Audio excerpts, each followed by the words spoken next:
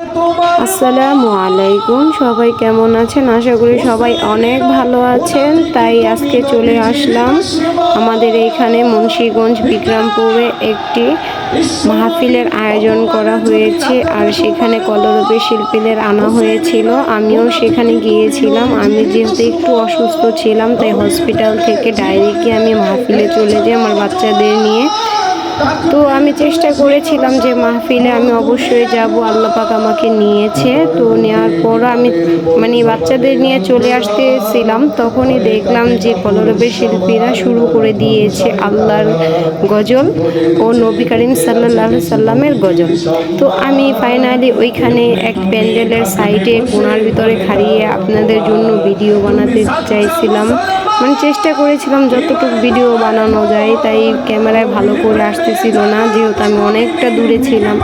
আর বলে না, লুকায় লুকায় যেভাবে ভিডিও করা হয়, ঠিক সেম লুকাই ভিডিও করতেছিলাম আপনাদের জন্য আর আমার জন্য ফাইনালি।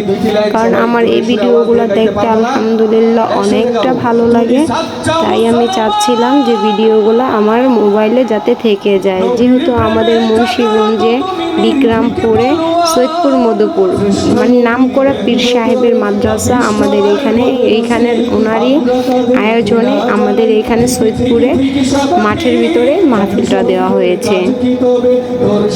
জানি না আমি কেমন ভিডিওটা করতে পেরেছি, আমি যতটুকু পেরেছি ইনশাল্লাহ ততটুকুই দিতেছি। কারণ আমার বাচ্চারা ছিল আর অনেক লোক ছিল, যেখানে ভিডিও করা পসিবল ছিল না। আপনারা একটু ভালো করে দেখতে পারবেন যে কত ক্যামেরা আর কত ফোন দিয়ে মানুষের ভিডিও করতেছিল।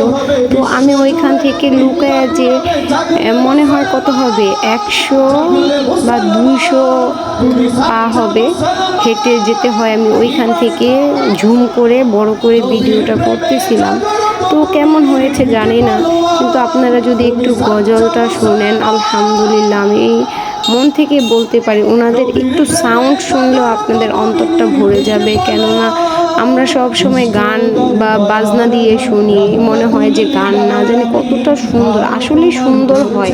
কিন্তু এত সুন্দর আমাদের নবী করিম সাল্লাল্লাহু সাল্লামের কাহিনী, ওনার আচার আচরণ নিয়ে যে আমাদের গজলগুলা ভাইয়েরা তৈরি করে, কলরবের ভাইয়েরা তৈরি করে, কি পরিমাণ অসম্ভব সুন্দর কণ্ঠ ওনাদের, যা ভাষায় প্রকাশ করার মতো না। অন্তর জাস্ট ছুঁয়ে যায়। তো অন্তঃস্থল থেকে বলতেছি, আমার খুবই ভালো লেগেছিল। আলহামদুলিল্লাহ, আল্লাহ পাক আমাকে নিয়েছে। আমি যেহেতু একটু অসুস্থ ছিলাম, তারপর আল্লাহ পাকের কাছে বারবার বলতেছিলাম, আল্লাহ তুমি আমাকে একটু সহ্য দাও যাতে আমি থাকতে পারি। আর আমার জন্য অবশ্যই সবাই দোয়া করবেন। আমার শরীরটা একদমই অসুস্থ, অনেকটা অসুস্থ, তারপর আলহামদুলিল্লাহ হাঁটতে চলতে পারতেছি। আল্লাহ পাক যেন যতটা অসুস্থ তার থেকে বেশিটা সুস্থতার নেক হায়াত দান করেন।